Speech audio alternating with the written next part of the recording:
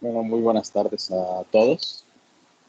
Agradezco nuevamente su compañía al estar aquí con nosotros en estas pláticas. Sé que me encuentro entre amigos, entre colegas, y reconozco pues, su esfuerzo por en estas épocas difíciles de cuarentena, pues se den el tiempo y se puedan dar este tipo de actividades en las cuales pues, nosotros seguimos digamos, actualizándonos o seguimos sin dejar de lado completamente el tema que nos apasiona, que es la cirugía vascular. Yo me considero un apasionado más y espero que esto, más allá de ser una ponencia, pues, se convierta en una plática fraterna. Definitivamente, desde que yo empecé en la especialidad médica, pues obviamente me tocó ese auge de la cirugía endovascular y me tocó ver cómo los medicamentos que iban adicionados con paclitaxel empezaban a tener un cierto renombre en los congresos, en las indicaciones para tratar la enfermedad arterial periférica, y eso obviamente pues siempre me fue llamando la atención, de tal manera que en el 2017 que yo empecé mi maestría en ciencias médicas, eh, la quise realizar justamente utilizando paclitaxel, pero no en arterias, sino en venas. Lo hicimos en un modelo experimental que ya se había iniciado y que ya estaba descrito por el grupo del Instituto Nacional de Nutrición. Y justamente cuando estaba durante ese proceso de la maestría y del desarrollo de este protocolo con paclitaxel, nos enteramos que había salido publicado un estudio en el cual se asociaba el paclitaxel con mayor mortalidad en pacientes con enfermedad arterial periférica. No sabíamos esta noticia en qué iba a terminar, no sabíamos si esto iba a afectar la práctica endovascular como se venía dando. Teníamos algunas intrigas personales también sobre cómo se iba a dar el protocolo, si esto nos iba a ayudar o al contrario iba a ponernos algunas trabas para la publicación del mismo. Y finalmente, pues agradezco que me hayan dado esta oportunidad para platicarles justamente cómo fue más o menos pues esa travesía en la cual nos fuimos nosotros pues empapando un poquito sobre esta situación del paclitaxel y la mortalidad asociada. De tal manera que a mí me gustaría mencionarles de forma muy puntual los puntos que me gustaría tratar en esta charla. Y me gustaría empezar desde las cosas que a veces consideramos muy básicas, pero que en ocasiones, pues justamente porque no las tratamos al día a día, se nos van olvidando. Empezar con un breve recorrido sobre cómo se genera la evidencia científica en la actualidad, qué es una revisión sistematizada, qué es un metaanálisis, son lo mismo, se puede realizar una sin otra, por qué este tipo de estudios pueden llegar a influir la postura de organizaciones como la FDA, o por qué algunos estudios como estos pues, causaron el impacto que se generó en paclitaxel, cuál es la diferencia entre los análisis que se realizan con números, con datos publicados, cuando los sacamos de tablas, de gráficas, o cuando tenemos datos reales de los pacientes, cuando tenemos los datos de cómo se desarrolló realmente el protocolo. Y finalmente, concluir con la postura actual que tiene la FDA respecto al uso de dispositivos medicados con paclitaxel, que digamos es la última directriz de la cual nosotros nos podemos valer para saber si los vamos a utilizar o no. Y me gustaría justamente empezar esta charla o este muy alejado de la realidad. Vamos a pensar que tenemos un familiar o un conocido muy cercano, más o menos de la edad promedio en la que se presenta el enfermo arterial periférico, aparte es médico y cuenta con el antecedente de tabaquismo intenso que ya lo suspendió, además de hipercolesterolemia. Presenta claudicación intermitente, con dolor en pantorrilla izquierda, caminar 50 metros y no ha respondido muy bien a la terapia médica y al ejercicio. A la exploración física, pues vemos que tiene datos de alguna enfermedad a nivel del sector femoropopliteo. Tenemos ese estudio de tomografía con reconstrucción, en la cual vemos una oclusión en el tercio medio de la arteria femoral superficial. Y finalmente, pues acordamos que probablemente se beneficiaría de una revascularización endovascular. Sin embargo, pues nos ponemos justamente a pensar en que no hace mucho tiempo nos enteramos en algún congreso que había por ahí mayor mortalidad asociada al paclitaxel y no sabemos si utilizarlo con este paciente o irnos por alguna otra alternativa. Bien, y pues ponemos aquí de entrada el título del metaanálisis que causó pues toda esta reformación de la postura en cuanto a muchas cosas, a mortalidad, al seguimiento que le realizamos a nuestros pacientes, etcétera, en el cual se concluye de forma muy breve pero muy concisa que existe un riesgo incrementado de muerte en la aplicación de dispositivos medicados con paclitaxel a largo tiempo y que obviamente se deben de hacer más investigaciones al respecto. Me gustaría también empezar con una pregunta hacia las personas que nos acompañan y la pregunta sería, ¿usted usaría los dispositivos medicados con paclitaxel para tratar a este paciente? Al caso que habíamos mencionado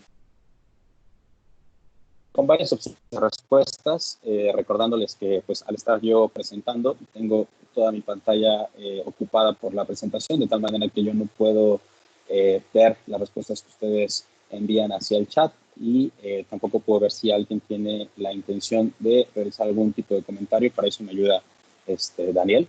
Y pues bueno, de tal manera que yo se los presento de esta manera para ver si nos sirve de forma que nos podamos organizar. La opción A sería, nunca los he usado.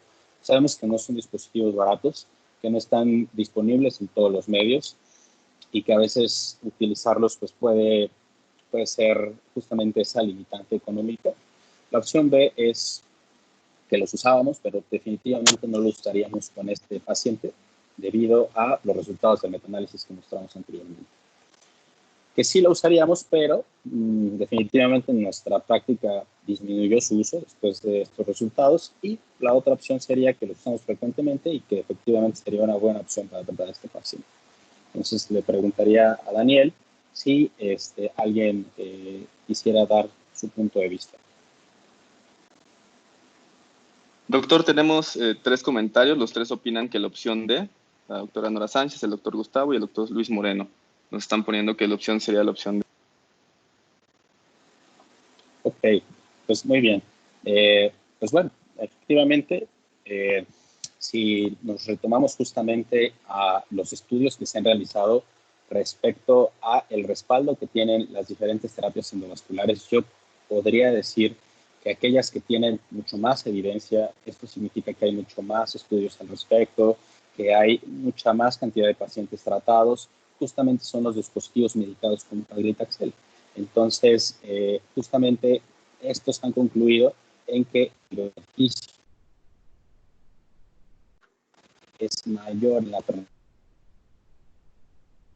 ser de uso.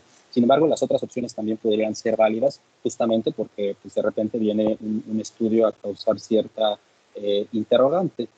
Y para esto me gustaría retomar cómo es la pirámide de la evidencia científica y por qué la importancia de los metaanálisis. Sabemos que los estudios fase 0, los estudios experimentales, estudios in vitro, son los estudios que tienen la menor evidencia, después y la mayor posibilidad de sesgos, porque no siempre se puede trasladar de forma similar ya a los humanos. La opinión de expertos, pues sabemos que obviamente es muy importante, pero que también va pues, muy delimitada por sesgos, por algunas experiencias personales. Posteriormente, las series de casos, que a veces pues, no hay otra evidencia, principalmente en enfermedades que son muy raras o muy difíciles de diagnosticar, pero que no es el caso de la enfermedad arterial periférica, afortunadamente. Después, estudios de casos y con que también sabemos que son en aquellas enfermedades que son difíciles de diagnosticar, y finalmente, o en la parte más alta de la pirámide, los estudios de cohorte, que es el captar a una población para irla siguiendo en el paso del tiempo. Lo que ocurrió con la población de Framingham, la cual se estudió durante mucho tiempo, porque se veía que era una población que no mudaba mucho de ciudad, que podía estudiarse de un largo tiempo y de la cual tenemos datos justamente de enfermedad cardiovascular, pues muy importantes. Los ensayos clínicos controlados, que estos ya son la parte álgida de la pirámide de la evidencia, en la cual tenemos mejor garantía de la evidencia, pueden demostrar ya causalidad, y aquí la posibilidad de sesgos es menor, porque siempre hay un grupo de características muy similares al cual se compara la intervención que estamos realizando. De tal manera que tratamos de balancear todos esos factores que pueden confundirnos y que no podemos controlar de forma tan estricta, los tratamos de distribuir de forma homogénea en las dos poblaciones, de tal manera que lo único que estamos probando sea lo que difiera entre ellas.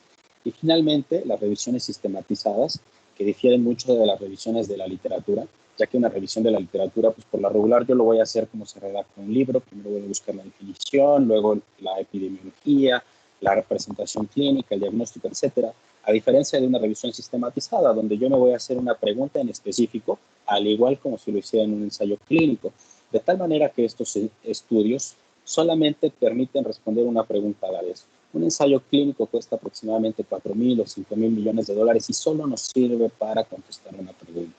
Por eso es que no son estudios que se puedan realizar de la manera en la que nosotros quisiéramos. Y finalmente el metaanálisis es una herramienta estadística, metodológica, que nos permite tener un rango matemático de seguridad de que esa revisión sistematizada y el resultado de esa revisión sistematizada pues arrojan una cifra en la cual pues, nosotros podríamos tomar decisiones. De tal manera que los metaanálisis y las revisiones sistematizadas son estudios que tienen menor magnitud de sesgo y mayor calidad de la evidencia. Ahora, hay que tener mucho cuidado porque puede haber metaanálisis de estudios de corte, puede haber metaanálisis de estudios de casos controlados y no significa que conserven la misma evidencia científica que lo tienen, por ejemplo, los metaanálisis de ensayos clínicos controlados. Sin embargo, no todos estos estudios o no toda esta pirámide determina qué es causalidad. Causalidad significa que algo debe estar presente para que se presente una reacción. Para esto, no solamente se necesita de un estudio, se puede causalidad, pero se requiere más de eso. Y hay varios criterios. Para empezar, debe de haber consistencia. No solamente un ensayo clínico, sino compararlo con 5, 6, 7, 8, y aquí la importancia de los metaanálisis, que nos permiten ver que hay consistencia entre los resultados de esos ensayos clínicos, que haya suficiente fuerza de asociación, que son los riesgos relativos o las razones de momios. Para desarrollar cáncer pulmonar se identificaron razones de momios casi de 40, o sea, significaba que había casi 40 veces más posibilidades de desarrollar este tipo de enfermedad debido al tabaquismo. Obviamente había una fuerza de asociación muy grande. El criterio de especificidad es que siempre haya una causa y a esa causa le corresponda un desenlace. Tabaquismo, cáncer de pulmón, pero no se ha determinado que eso determine, no sé, Alzheimer, por ejemplo, o enfermedad ácido péptica, o Pierre-Charcot, por ejemplo. O sea, por lo regular, una causa, un desenlace. La relación temporal, que siempre la exposición anteceda a la presentación de la enfermedad y que haya una coherencia biológico, un gradiente biológico. ¿Qué quiere decir? Que esto tenga cierto significado, que sea coherente, que por ahí identifiquemos cuál podría ser el factor de riesgo que está ocasionando que un medicamento cause cierta mejoría, que un medicamento cause mayor mortalidad. Hay algunos medicamentos en los cuales se identifica hepatotoxicidad y de ahí se infiere que pueden causar algún tipo de daño. Se sabe que a una mayor dosis es mayor el riesgo hepático, etcétera. Entonces se tienen esos datos, ¿bien? Y de ahí es que nosotros podemos ir armando una posible causalidad. Y les pongo aquí una gráfica en la cual a veces damos por hecho algunas cosas porque matemáticamente se comportan de forma similar. De un color podemos ver el número de personas que murieron ahogadas en piscina y en el número, en la gráfica negra podemos ver algunos films que realizó algún actor al mismo tiempo. Y obviamente esto no tiene ninguna relación, pero vemos cómo en el paso del tiempo se comportan de forma similar. Y si no supiéramos el contexto, podríamos decir que estos dos fenómenos están relacionados. Sin embargo, esto no es causalidad. Ahora, por otro lado, en las bases de datos actuales tenemos más de 26 millones de artículos sobre diferentes temas. A veces buscamos en PubMed, por ejemplo, enfermedad arterial periférica, nos arroja más de 5,000 resultados y obviamente no podemos nosotros leer esos estudios, tenemos que sintetizar y en ocasiones no sabemos cuál elegir. A veces elegimos el que sale primero porque es el más reciente, sin embargo, eso no nos garantiza que sea lo que nosotros necesitamos o lo que estamos buscando. De tal manera que también el hecho de organizar esa información nos debe de servir, de tal manera que pues en la era actual es la era en la cual tenemos más información y en la cual podemos caer más también en el hecho de estarla interpretando de forma errónea. Y aquí me gustaría citar a un pensador contemporáneo que dice que en un mundo inundado de información irrelevante, la claridad es poder. Y justamente el conocer y el saber desdeñar este tipo de análisis metodológicos nos permiten tener esa claridad. Y aquí me gustaría hacer alguna otra pregunta a las personas que nos acompañan. Si ustedes, pues digamos, están muy bien relacionados en saber qué es un metaanálisis y una revisión sistematizada.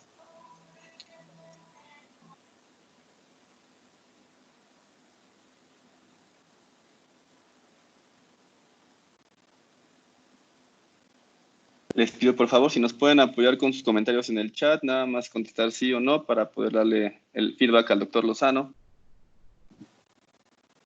Sí, esta pregunta va más relacionada en que me gustaría hacer tomar una parte de esta plática justamente para poder definir qué es un metaanálisis, qué es una revisión sistematizada. Sé que hay muchas personas que lo conocen y probablemente les pueda parecer repetitivo, pero yo creo que vale la pena para aquellas personas que pues sabemos que también nos acompañan residentes y probablemente les pueda ser de utilidad. Doctor, tenemos un 80% de sí y un 20% que no de las personas que han respondido. Ok, muy bien. Entonces eso me permitirá ir un poquito más rápido. Les decía, la revisión sistematizada es un resumen de la información para contestar una pregunta clínica.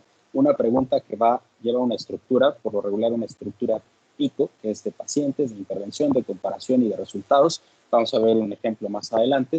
Y el metaanálisis es la estadística que junta los resultados de esos estudios, de esos artículos que resultaron de nuestra revisión sistematizada para darles un estimado general y tener no muchos valores, sino resumirlos todos en uno.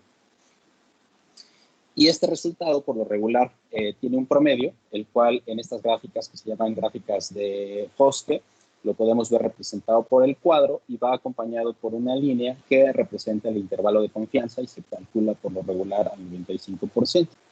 Un intervalo de confianza nos indica que dentro de un rango dado se encuentra el valor real de un parámetro con esa certeza de porcentaje.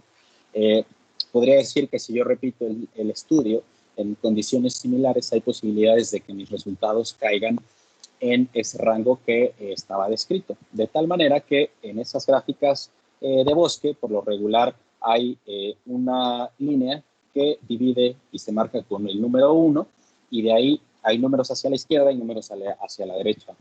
Cuando los números se inclinan hacia la derecha, se podría decir que el efecto estudiado es un factor protector. Y aquí les pongo un ejemplo de las estatinas respecto a los eventos vasculares mayores, en los cuales podemos ver que la mayor parte se encuentran hacia el lado izquierdo y este símbolo, este rombo que se llama diamante, es el resumen de los diferentes ensayos clínicos y podría ser como el resultado global. Entonces aquí podríamos decir que las estatinas tenían un 25% de reducción contra el mejor control, que no incluía el uso de estatinas para disminuir riesgos cardiovasculares. Y tenemos el otro lado, los que se encuentran del lado derecho de la línea, del número 1, que son considerados como factores de riesgo. Y aquí les pongo un ejemplo del tabaco justamente, pero para enfermedades cardiovasculares, donde podemos ver cómo la mayoría están del lado derecho y hay algunas que tienen un intervalo de confianza muy grande. Esto quiere decir que se estudió probablemente una población muy pequeñita o que se obtuvieron datos pues, muy distintos. Y este otro de abajo, en el cual podemos ver cómo el intervalo de confianza es muy pequeñito, esto podría significar que a lo mejor se estudió una gran cantidad de pacientes o que probablemente los datos pues, salieron muy consistentes. La mayoría rondaban entre el promedio. De tal manera que si el intervalo de confianza roza el 1, pues podríamos decir que hay muchas posibilidades de que si yo repito el experimento nuevamente, yo no encuentro diferencias. Por eso es que se determina una diferencia estadísticamente significativa cuando ese intervalo no toca el 1. Bien, Ahora, el proceso de desarrollar una revisión sistematizada comienza con la pregunta FICO. Después hay que formular una hipótesis sobre qué tan diferentes son los estudios que vamos a analizar. Se pueden hacer dos estimaciones, una de efectos fijos o de efectos aleatorizados. En la primera, yo parto de la premisa de que todos los estudios son iguales. En la segunda, yo parto de la premisa de la hipótesis de que todos son diferentes. Después realizo la búsqueda, bases de datos, hago el tamizaje de títulos, de los resúmenes, y de ahí identifico cuáles son los artículos que voy a revisar completamente y los voy a calificar, les voy a calificar todas estas estrategias, voy a ver que no tengan sesgos, que no sean estudios de mala calidad y finalmente voy a generar mi meta-análisis o mi estimado con sus correspondientes intervalos de confianza. La ventaja de un meta-análisis es que un solo estudio puede no ser representativo de toda la evidencia disponible. Leer todos los estudios al respecto puede tomar mucho tiempo. Y el efecto estimado por cada estudio pues va determinado también, y por el mismo metaanálisis, por una posibilidad de error, de tal manera que el metaanálisis o la estadística que yo voy a utilizar también va protegido contra la posibilidad de considerar falsos positivos o la posibilidad de considerar falsos negativos. Incluye una mayor cantidad de pacientes, de tal manera que si tenemos estudios o ensayos clínicos muy similares, el 1, el 2 y el 3, pues al final vamos a formar como un gran ensayo clínico en el cual, pues obviamente la cantidad de pacientes que vamos a contemplar, pues es mucho mayor. Sin embargo, no siempre ocurre así, porque las poblaciones pueden ser distintas entre cada estudio. Probablemente el ensayo clínico 1 enroló a pacientes entre 50 y 60 años, y el ensayo 2 lo hizo entre 70 y 80 años, y el ensayo 3 consideraba únicamente pacientes con enfermedad renal, que sabemos que tienen algún otro tipo de desenlace comparados con el resto de la población. No siempre se usa la misma dosis de fármacos, y esto ocurrió justamente con los dispositivos adicionados con paclitaxel. El desenlace puede variar. A lo mejor algunos estudios tenían como desenlace primario el medir las lesiones libres de reintervención. Algún otro a lo mejor tenía como desenlace principal el obstrucción o restenosis. Algunos otros tenían un desenlace clínico, como pudo haber sido el tiempo libre de amputación, y esto también es difícil después de juntar en un metaanálisis. El tiempo de seguimiento puede variar también, y esto también ocurrió en el metaanálisis de Katsaros. La mayor parte de los estudios incluidos tenían seguimiento a un año, pero se fue perdiendo N y obviamente se va perdiendo fuerza conforme pasa el tiempo, porque se pierde el seguimiento. Hay muchos pacientes que se pierden, que ya les perdemos el contacto, ya no sabemos cómo fueron, y eso también resta en nuestros resultados. De tal manera que justamente con estos metaanálisis es que los dispositivos medicados empezaron a ganarse cierta recomendación en el tratamiento de enfermedad arterial periférica, donde ya se recomendaban como a primera opción, obviamente con una recomendación que podría ser considerada como útil, porque el peso de la evidencia apoyaba su eficacia, y con un nivel de evidencia que podría ser considerado pues entre bueno, obviamente por nuestros ensayos clínicos y por estos metaanálisis, pero ya se estaba abriendo por ahí un paso. Y ya cuando nos poníamos a ver, cuando ya habíamos decidido u optado por la terapia endovascular y estábamos buscando qué dispositivos utilizar, pues vemos que ya había otras guías que recomendaban a los dispositivos medicados con una clase de recomendación mucho mayor y con un nivel de evidencia mucho mayor, de tal manera que pues también los dispositivos medicados se vieron beneficiados por estos metaanálisis. Y es que sabemos que el paclitaxel inhibe la respuesta de inflamación del vaso a el barotrauma o a la angioplastía, que esta se puede dar desde los primeros minutos y puede durar hasta semanas, y que principalmente consiste en la migración de células de músculo liso, las cuales permanecían de una forma madura, quiescente, y que posteriormente, después de ese estímulo inflamatorio, se vuelven secretoras y empiezan a caminar y empiezan a reproducirse. De tal manera que el paclitaxel, lo que hace este compuesto derivado de los taxanos, es que va hacia la célula de músculo liso, y justo cuando se están formando los túbulos para que la célula entre a mitosis, los detiene y detiene la mitosis. De tal manera que hay menos células, hay menos diferenciación celular y por lo tanto menos material que tape el vaso. Aquí tenemos ejemplos de cuando se colocan estentes nudos a 6 meses, cómo están recubiertos por la respuesta de hiperplasia intimal y cómo a los 6 meses con estos medicamentos de paclitaxel prácticamente tenemos una respuesta mínima que no obstruye el flujo y por lo tanto aumenta la permeabilidad. Sin embargo, en 2018, finales de 2018, se realiza este metaanálisis que es de ensayos clínicos en el cual justamente el autor lo que hizo fue su pregunta estructurada, Pico, y dijo que en pacientes con enfermedad arterial periférica, el revascularizarlos viendo vascular, comparando dispositivos medicados versus no medicados, se asociaría con mayor mortalidad. Empezó de la premisa de las dos maneras, que podían ser estudios heterogéneos o no. Encontró 28 ensayos clínicos, 24 con balón, 4 con stents, a seguimiento por lo menos de 1 año, 12 con seguimiento a 2 años y 3 con seguimiento a 5 años. Analizó el riesgo de sesgos y se dio cuenta que era un riesgo de sesgo bajo. Esta imagen es pequeña, pero alcanzarán a ver que la mayor parte del verde significa que habían entrado en una buena calificación y vemos una línea de rojo que prácticamente atañe a todos los estudios que se contemplaban en este metaanálisis, que era que no había cegamiento por parte del médico al momento de poner el dispositivo, porque el médico sabía que estaba colocando un dispositivo medicado o sabía cuando ponía un dispositivo no medicado. Y finalmente se generó el estimado de confianza. Entonces, cuando realizamos el análisis de revisión sistematizada que publicó el doctor Katsanos, pues vemos que es una pregunta bien estructurada, que la búsqueda fue exhaustiva, que se valoró el riesgo de sesgos, que se valoraron las diferencias entre los estudios, que los resultados obviamente tienen un impacto clínico importante, que la selección de pacientes y el seguimiento pues, es reproducible y que hay confiabilidad en el efecto estimado.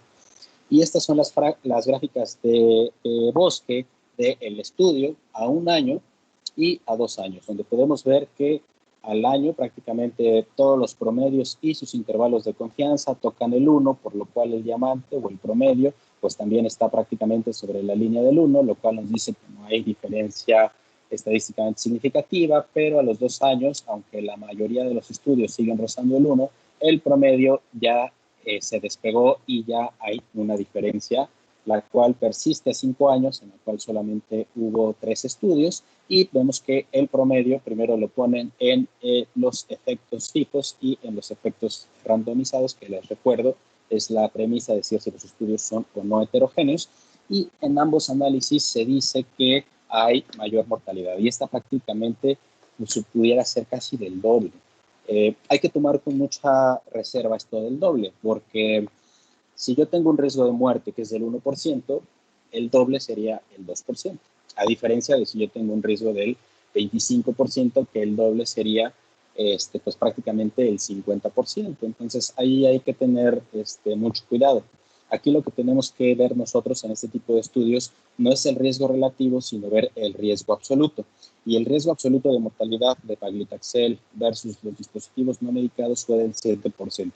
¿Qué quiere decir? Que a 5 años, en los pacientes que recibían angioplastía con balón únicamente, la mortalidad era del 7% y resultó ser del 14% en pacientes que paclitaxel. Además de esto, el doctor Katsanos ocupó otra estrategia estadística que se llama metaregresión, en la cual se trata de identificar que a mayor dosis, mayor riesgo de mortalidad. Y eso también lo ejemplifica en esta tabla, diciendo que aquellos dispositivos que tienen 2 microgramos por milímetro cuadrado tienen menor mortalidad comparado con los que vienen adicionados con 3.5 microgramos. De tal manera que este estudio de metaregresión también parecía que había una relación dosis-efecto y ya se estaban ahí tratando de cumplir esos criterios de causalidad.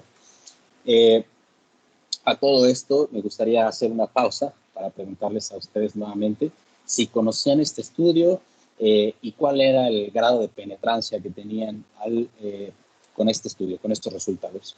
Por favor, Daniel. Sí, si nos pueden apoyar con sus respuestas o sus comentarios para poder tomar la muestra.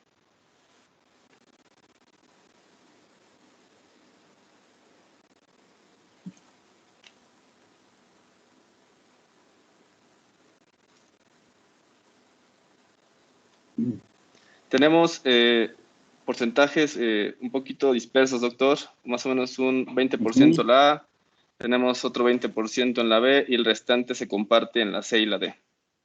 El 60-33. Ok, muy bien. Muy bien. Pues vamos a pasar a otra pregunta. Aquí me gustaría preguntarles qué opinan sobre el uso de dispositivos medicados con paclitaxel y su relación con mayor mortalidad a largo plazo. A, si creen que hay claramente mayor mortalidad. B, si creen que se necesitan más estudios y que por ahora no podríamos tener una conclusión. O C, creer que definitivamente no hay mayor mortalidad.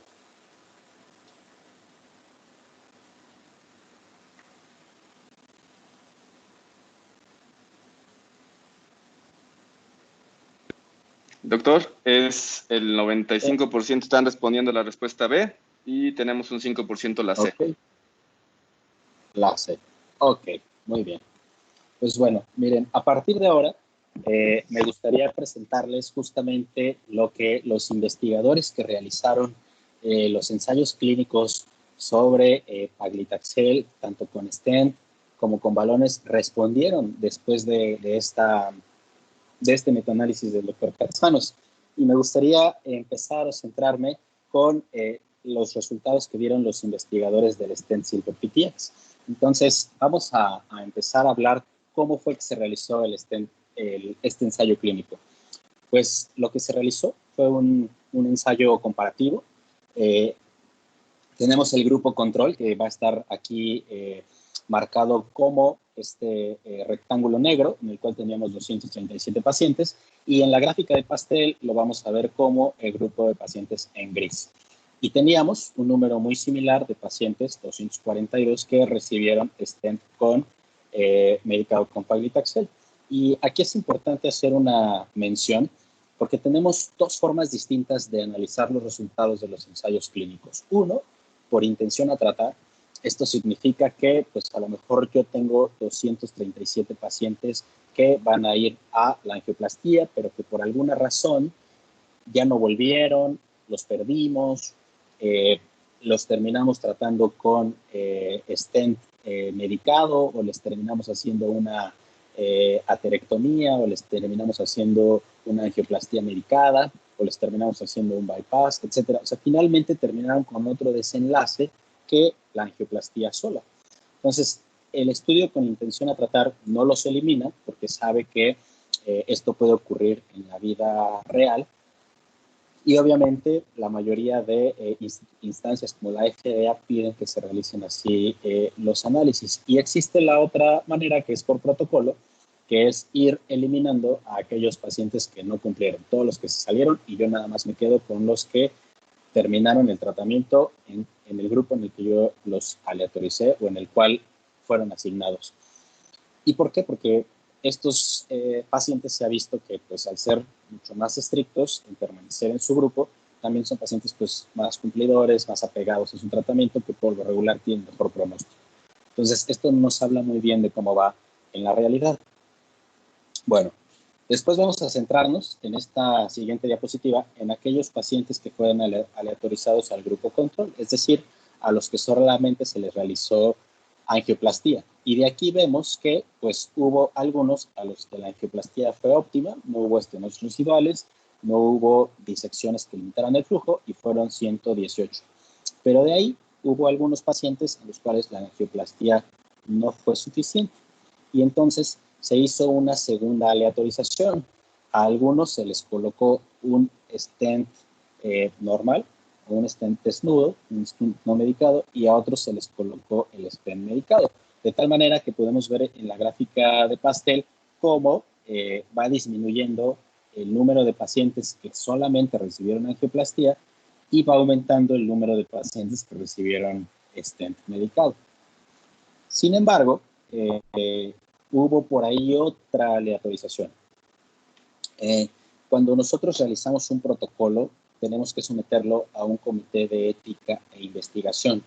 Y casi siempre nos preguntan, muy bien, supongamos que el medicamento que tú estás proponiendo está teniendo muy buen efecto y haces un análisis, a lo mejor no hasta dentro de 5 años, sino lo haces antes, al año, y ves que ya tienes diferencias significativas y que el medicamento les va muy bien, pero a los otros no les está yendo bien. Entonces te piden que hagas una cuestión ética para ver cómo compensar a esos pacientes que no les está yendo muy bien. De tal manera que aquí lo que se hizo es que al análisis del año, aquellos pacientes a los que se les había hecho angioplastia únicamente, pero que estaban presentando algún tipo de restenosis, se les iba a colocar un stent Silver PTX, y aquí vemos que el número fue de 30. De tal manera que de aquellos 237 pacientes que habían sido aleatorizados originalmente al grupo control, pues solamente quedaron 143, y de los 242 que habían sido aleatorizados de inicio a recibir Silver PTX, pues ya habían aumentado a 336. De tal manera que si hacemos, estos serían más o menos las poblaciones que fueron analizadas en los metaanálisis, tanto del doctor Katsanos como los que se realizaron posteriormente por la FDA. Y esto es como los investigadores que realizaron el estudio de Silver PTX comentan que pues en realidad se llevó la aleatorización. De tal manera que pongo nuevamente la gráfica de Bosque de los 5 años en los cuales vemos las diferencias hacia mayor mortalidad en el grupo de dispositivos medicados, y que los datos publicados de Katsanos así lo consideran. Sin embargo, estos son los datos que serían si es que consideráramos cómo se dio la aleatorización realmente. Y como podemos ver, el intervalo de confianza roza el 1. Entonces, esta diferencia al menos no tendría significancia estadística, y muy probablemente si esto lo metiéramos a un estudio de metaanálisis, el rombo, obviamente porque es una población más chiquita, sería mucho mayor, y probablemente el promedio también saldría con un resultado que no nos podría concluir diferencia significativa. Entonces, 40% de los pacientes que inicialmente fueron tratados con angioplastia o el grupo control terminaron utilizando un stent medicado. ¿Ah?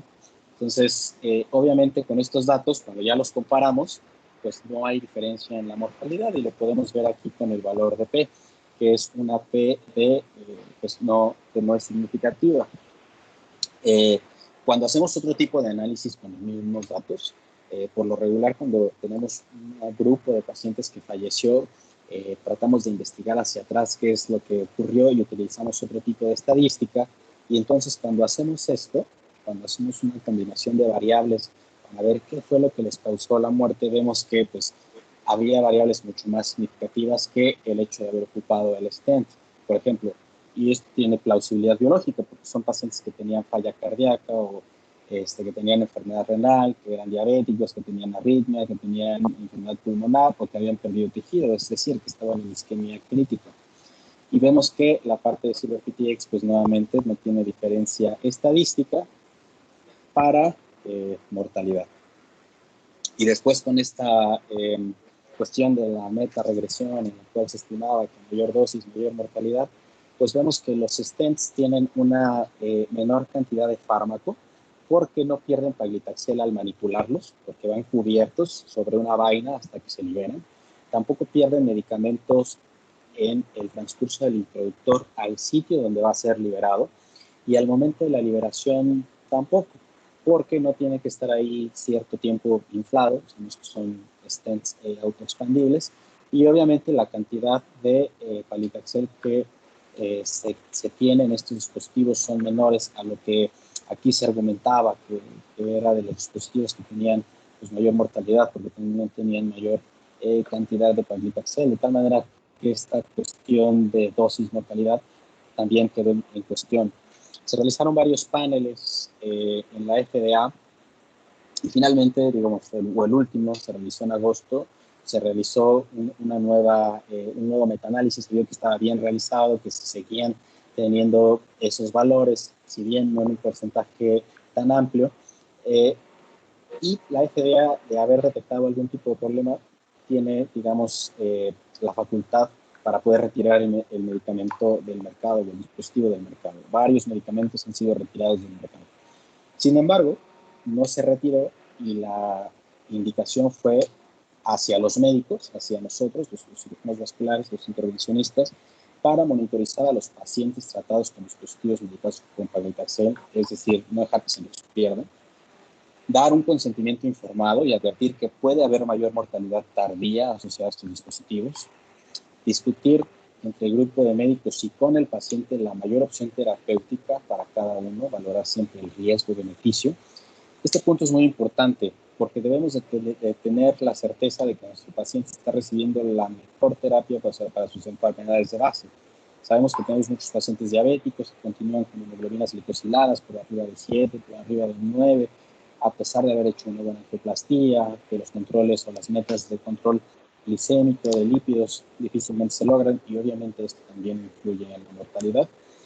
E informar a las instancias correspondientes sobre los efectos adversos que estamos viendo de monitorizar a nuestros pacientes. De tal manera que, como conclusión, así también muy sucinta, podríamos decir que al momento no hay evidencia científica que sustente causalidad entre mayor mortalidad y el uso de dispositivos medicados como paclitaxel, pero que sí hay una señal de asociación y que esta debe ser estudiada a futuro. Creo que esto nos da diferentes áreas de oportunidad y creo que nosotros como médicos lo que deberíamos de hacer, o al menos a título propio, yo lo que saco de todo esto es una gran enseñanza en el hecho de que sé que debo de preocuparme más por el seguimiento de mis pacientes y por el control de sus enfermedades, es decir, no hacer la angioplastía, no llegar a la cicatrización de la herida y perder al paciente, sobre la importancia de realizar bases de datos nacionales, multidisciplinarias y multicéntricas que nos permita comparar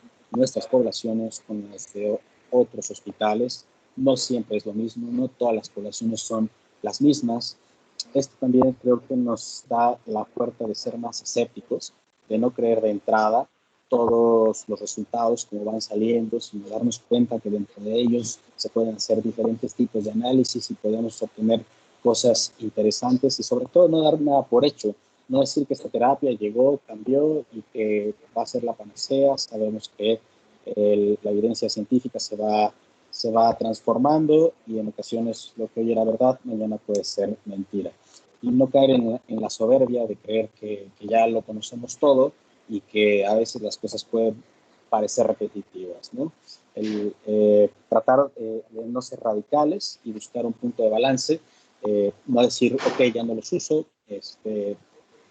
no decir, esto pues, puede llegar a causar la muerte, sabemos que esto definitivamente no es causalidad, y aportar en mejorar la calidad de la evidencia científica, porque pues hasta ahora es la manera en la que tenemos de responder preguntas, como hace miles de años la observación era la manera, y como dentro de miles de años o cientos de años a futuro, pues obviamente se tendrá otra respuesta u otra manera de responder a esas preguntas y darnos cuenta de que nos estamos presentando cada vez ante cuestionamientos más complejos y que las herramientas que tenemos hasta el momento no nos permiten llegar a algún tipo de conclusión. Gracias por su atención y por su tiempo. En la plática pasada les hacía alguna relación con la pandemia y con el COVID, del pie diabético, el hecho de también disminuir la curva de amputaciones, y en esta ocasión me gustaría retomar la idea de la temática actual en tener mucho cuidado en cómo manejamos la información. Muchas gracias. Muchas gracias, doctor Lozano. No sé si alguno de los participantes tenga alguna duda que quiera hacerle al doctor Lozano. Lo podría escribir por el chat o si gusta abrir el micrófono para hacerla directamente.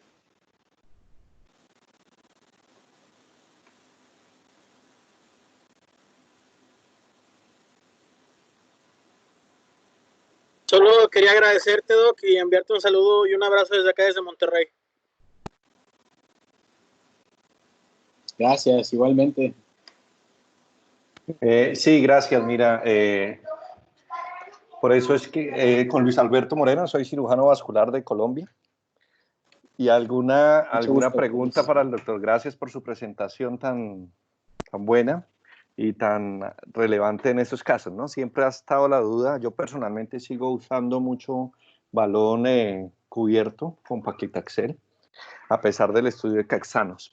Y lo que definitivamente lo que le muestra a uno la evidencia es que si uno tiene un ensayo clínico aleatorizado, multicéntrico, con un buen diseño, me da dudas, ese es un mejor resultado, más allá de ir a buscarlo en un metaanálisis, sobre todo cuando el metaanálisis recluta estudios, cuando el metaanálisis recluta estudios que son heterogéneos, de pronto con un mal diseño, que no empiezan a evaluarlos a fondo. Por eso es que siempre uno debe buscar, ojalá para responder una pregunta, estudios multicéntricos bien diseñados, y si hay metaanálisis de esos estudios, pues sí vale la pena ponerlos en práctica.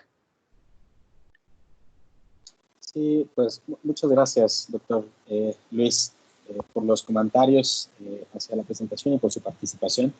Definitivamente cuando se compara justamente la calidad de la evidencia, en ocasiones un solo estudio puede ser suficiente para darnos una recomendación sólida y para a su vez representar una buena calidad de evidencia, pero no siempre es sencillo, no es que los investigadores no lo quieran hacer, sino es complicado el hecho de llegar pues, a una gran cantidad de pacientes. Sin embargo, sí tenemos esos estudios, sí contamos con esos estudios y actualmente se están corriendo otros. Sabemos que hay algunos registros internacionales justamente sobre pacientes con enfermedad arterial periférica.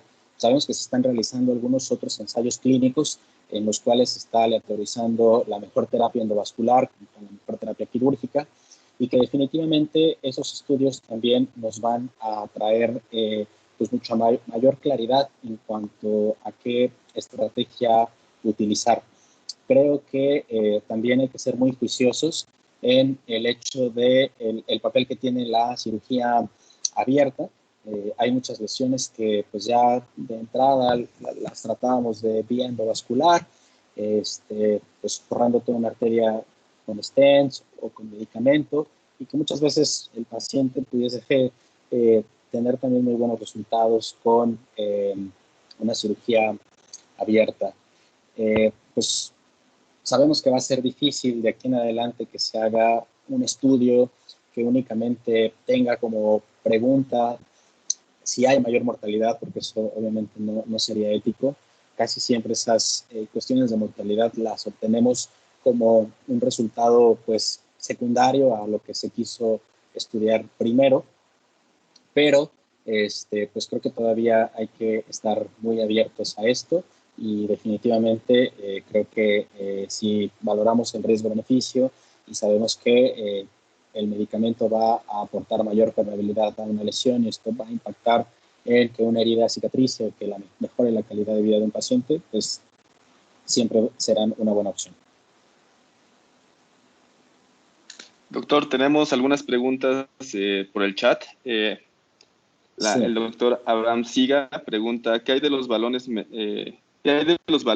medicamentos en la guía GLASS? Supongo que es balones medicados en la guía GLASS.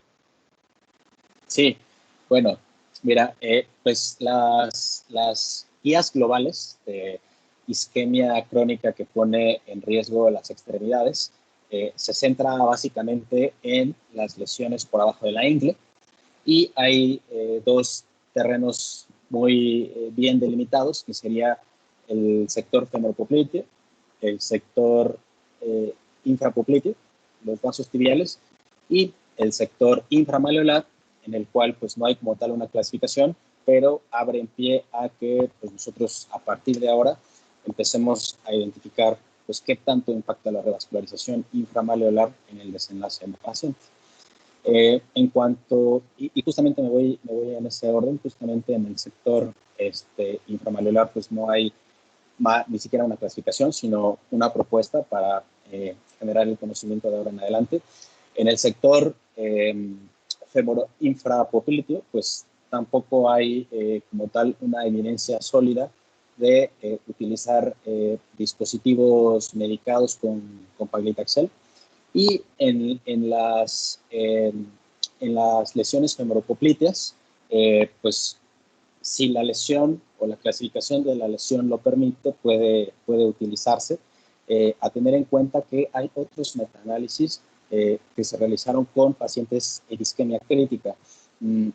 Aquí, más del 80% de los pacientes que fueron analizados en estos ensayos clínicos son pacientes con claudicación intermitente. Entonces, después de se realizaron otros metaanálisis en pacientes con isquemia crítica y en esos metaanálisis no se identificó que hubiera mayor mortalidad en aquellos grupos de pacientes que habían sido tratados con dispositivos medicados.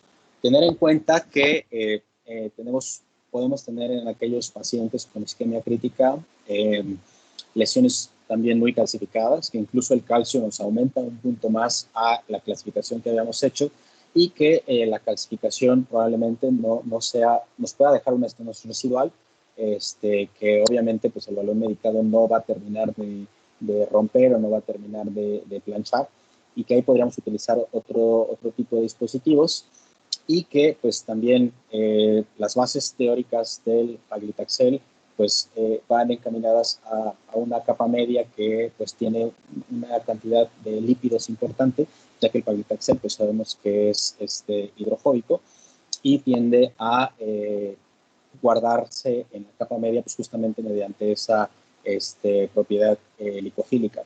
Entonces, cuando tenemos mucha calcificación, esto también queda de duda, aunque pues diferentes estudios, por ejemplo el de PTX, un porcentaje considerable de los pacientes tenían esas calcificaciones severas. Entonces, podría ser una opción, en resumen, a nivel del sector femoral-popliteo, a nivel de vasos tibiales, que pues en nuestra experiencia 100% de 100 tienen enfermedad de vasos tibiales cuando pues, presentan algún tipo de isquemia crítica. Doctor, una pregunta más tenemos. ¿Cree que existe diferencia con implante de 1, 2 o 3 stents dependiendo de la dosis? Esa pregunta, muchas gracias, Daniel. Claro que sí, con mucho gusto. Esa pregunta yo también me la replanteaba, porque justamente cuando vemos esa diferencia entre que a mayor dosis, mayor posibilidades, surge esa duda. Para empezar, las recomendaciones del stent medicado nos dice que hasta cierto punto se puede colocar y no más de ahí. Sin embargo, en estos estudios no se hizo esa diferencia. O sea, no sabemos si al paciente que tenía una lesión más larga le pusieron un balón más largo y por ende venía adicionado con mayor paclitaxel. No sabemos si a algún paciente se le colocó diferentes angioplastías, a lo mejor porque había algún tipo de disección. O sea, no tenemos esa certeza de si efectivamente esos pacientes que tuvieron mayor mortalidad fueron a los que se les aplicó mayor cantidad de paclitaxel. Esa es una muy buena pregunta y pues esa duda yo creo que la tenemos varios médicos. Gracias, doctor. Otra pregunta que comentan, ¿en los estudios son solo en dispositivos con stent o balón? Sí.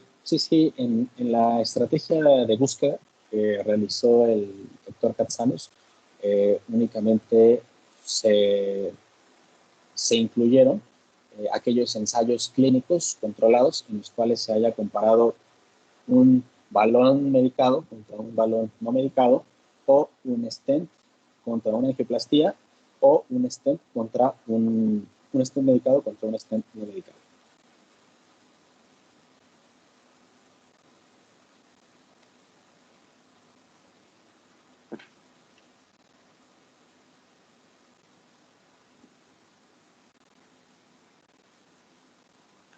No sé si alguien tenga alguna otra pregunta que quiera adicional o preguntar al doctor Lozano antes de cerrar este webinar, esta sesión. ¿Alguien que quiera comentar algo?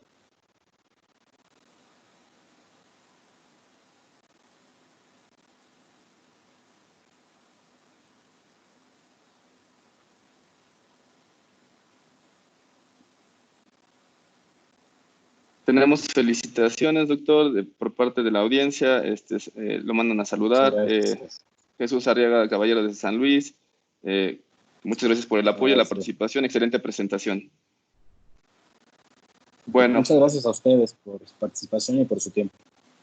Para mí es un gusto. Pues vamos a cerrar este webinar. Primero quiero dar las gracias por parte de Endomédica y de CUC al doctor Rodrigo Lozano por esta participación en este webinar que fue de mucho interés. Agradecer a la asistencia de cada uno de ustedes, los participantes, por el tiempo en esta época que es complicada, y comentar que el webinar va a estar disponible, quedó grabado y lo vamos a poder compartir para los que quieran volver a revisarlo, lo puedan volver a accesar. Tendremos más webinars, les estaremos compartiendo la información del siguiente tema que tenemos con los médicos que nos están apoyando para dar estas pláticas. Si no tienen alguna otra duda, pues cerraremos el día de hoy el webinar y volvemos a agradecer al doctor Rodrigo Lozano por este tema. Gracias a ustedes por su atención y por su tiempo. Dani, la doctora Nora creo que sí hizo una pregunta. No sé si quieren revisarla. Perdón, doctor, hay una pregunta de la doctora Nora, una disculpa. ¿En qué casos se decide usar un stent medicado versus un no medicado? Muy bien, pues mira, hay diferentes vertientes. Por ejemplo, recuerdo un grupo de médicos que ellos están a favor de no colocar stents en el sector farmacopitio porque finalmente termina siendo un cuerpo extraño y por lo regular prefieren colocar algún dispositivo medicado siempre y cuando no se haya tenido pues, una estenosis residual mayor del 30% o algún tipo de disección. Yo personalmente, cuando tengo justamente algún tipo de lesión que tiene algún componente de disección o alguna estenosis residual, prefiero colocar el stent y prefiero colocar el stent medicado. En los ensayos clínicos de PTX se vio que aquellas lesiones que tenían más de 7 centímetros y que tienen una calcificación importante iban bien con este tipo de dispositivos. Entonces, yo creo que una parte o un terreno importante de los que podemos utilizar justamente es ahí, donde tenemos una terapia de bailout, donde tuvimos una disección y vamos a dejar un stent, pues podríamos dejar un stent medicado, cuando tenemos una calcificación importante, que sabemos que pues, hay posibilidades de que con la angioplastía no se pueda vencer, o cuando tenemos algunas lesiones o algunas oclusiones más o menos pues, de esta magnitud, más o menos de unos 7 centímetros, que sabemos que también tienen pues, porcentajes de restenosis importante, ahí también lo podríamos utilizar. A mí, por ejemplo, en las lesiones osteales, me agrada también colocarlo mucho porque principalmente los stents cortos, porque son de fácil liberación y porque por lo regular lo estamos haciendo por un crossover, ¿no?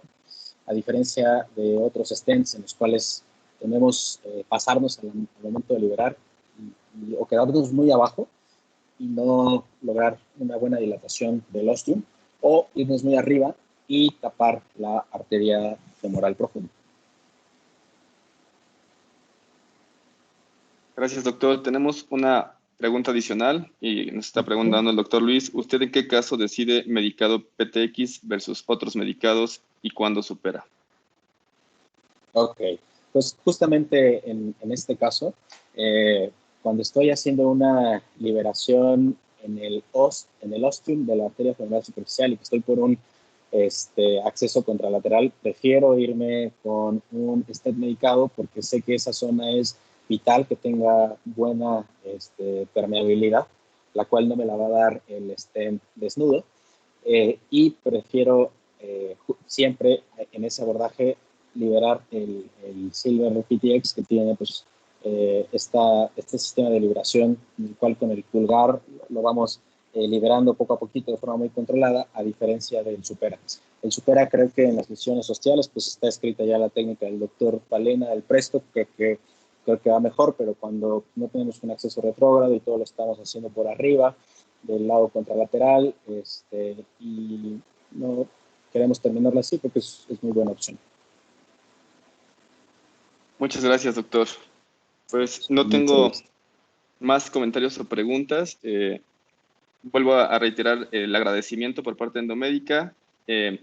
Les estaremos compartiendo una encuesta de salida a todos los participantes. Por favor, si nos pueden apoyar por el chat, se las estoy anexando para que nos puedan dar su retroalimentación y buscar nuevos temas de interés que podamos compartirles más adelante en estos webinars que han sido un éxito por la participación de los médicos y de los profesores que nos están apoyando.